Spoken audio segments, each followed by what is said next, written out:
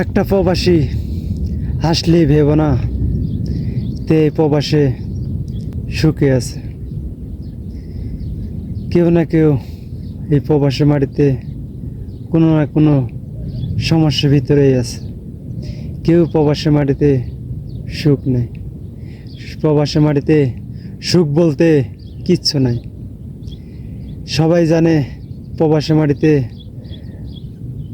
টাকা কামাইতেছি, আর আমি তো জানি এই প্রবাসী মাটিতে নিজের খাবার টাকায় জোগাইতে পারি না।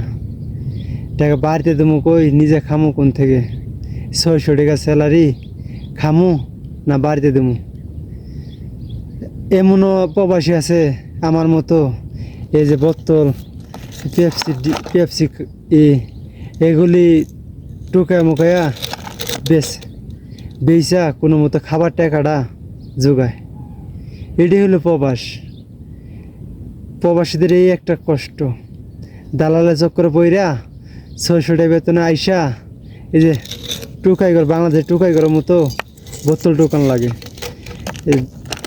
এলে টুকাইয়া বেচা পরে একটা প্রবাসীর পেট চালাইতে হয়।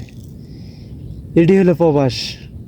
মানুষ বলে প্রবাসে কত শান্তি, যাই একবার প্রবাসে আসে তাই বুঝতে পারে প্রবাসটা কি জিনিস।